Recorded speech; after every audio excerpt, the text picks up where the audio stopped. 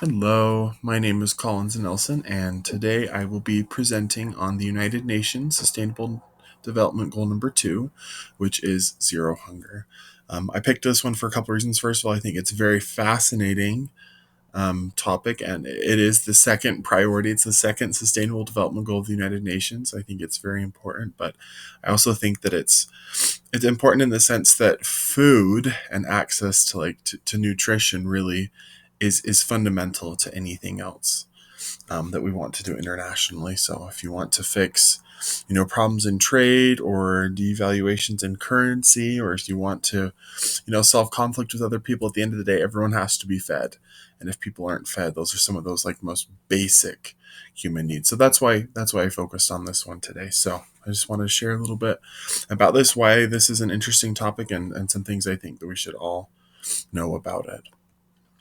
So I want to talk first of all. Like I mentioned before, this is the second Sustainable Development Goal. It's priority number 2 for the United Nations, but it is one of those goals that unfortunately it's still a massive problem. So as you can see here, hunger is a massive global problem today. The statistics about hunger are better than they were even 10 or 20 years ago, but they still are not anywhere near where they should be. You can see here that about 1 in 10 people still don't have enough to eat. This is from 2022, which was the most recent statistics that we have about this. And 2.4 billion people face some level of food insecurity, which is a large majority of the world. So food insecurity is something that here in the United States we don't have any idea about, because food insecurity is not really an issue here. But the fact of the matter is that for most countries across the world outside of the United States, food security is a large issue, especially in developing countries. You can see here too that food, it is fundamental to everything, but ultimately the access to nutrition and proper food is also dependent on a lot of other things. It says right here, to reach the goal of zero hunger, the world needs to make food systems more sustainable, fair, and resilient. Tied in with this is also medical care, nutrition, those kinds of things, good hygiene. They all have large impacts here. So I want to just bring up this little flyer here that I think is really educational. Hopefully you can read everything on here, but as I already pointed out, this goal of zero hunger, we're not anywhere, we're not close to it at all. But there are currently some things that the United Nations has focused on. They've broken that down. So despite a slight drop in 2021, high food prices continue to affect many nations. And you can read here that 21.5% of countries are experiencing moderately to abnormally high food prices that year, down from a peak of 48% in 2020. So things have gotten better since the pandemic. We know the pandemic absolutely disrupted life for everyone, and we're starting to see food prices come down a little bit for the rest of the world.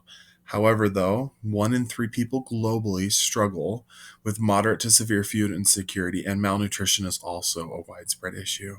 I also wanted to point out that it's not just malnutrition that's becoming a problem, but also overweight and obese children is also something new that many people are experiencing across the world. You can see that in 2022, an estimated 148 million children were affected by stunting, 45 million by wasting, which are words, it just means that they're either too thin or too short, and 37 million by being overweight, all of which threaten their well-being and future development. So as we can see, it's an issue where it's not simply malnutrition anymore. It's issues of all kinds regarding food. I want to talk to, additionally, there has been little to no progress in reducing anemia among women aged 15 to 49 since 2000. So again, anemia, is that something that's tied to iron? It hasn't really changed since 2000. So these are just some of those little areas in food that we still haven't quite figured out. So these alarming trends highlight this urgent need that we have for sustainable food systems and intensified efforts to combat hunger. So what the United Nations has done is they've really broken up this goal into 6 kind of subcategories, I would call them. So you can see the first one here, target 2.1, ending hunger and ensuring access to food. Very simple. Target 2 is ending all forms of malnutrition. And then target 2.3 is double productivity and incomes of small scale food producers. So after a sharp increase after COVID-19, global hunger stabilized at about 9% from 21 to 2022. There was still a large amount of people that were facing hunger in 2022, but 122 million more people faced hunger in 2022 than in 2019. In 2019, the prevalence was about 7.9%. So, again, some of those devastating effects of COVID are still being faced today. Additionally, 2.4 billion people were moderately or severely faced with food insecurity in 2022. And the second target talks kind of about ending all forms of malnutrition, which I mentioned before. Target 2.3, I think, is very interesting because it's talking about socioeconomic differences between small and large agricultural producers. So the income gap between small scale and non-small scale food producers is significant. And so they kind of talked about in 95% of the countries that have like significant data on this, the average annual income of small scale producers, you think like small farmers, family farmers, the income is less than half of that compared to large, like you can think of like mass farming, those kinds of things, large scale producing. So this is still a tremendous problem. You have to consider too that the majority of food comes from around the world, and especially in developing countries, comes from small scale. So think small kind of family farming, very small community farms. Those are what most people depend on for their food. Now, these are kind of these are the subcategories here. So something I think is interesting is increasing investment in agriculture needs to be done. So in 2022, about $749 billion went towards agriculture, which is an all-time high.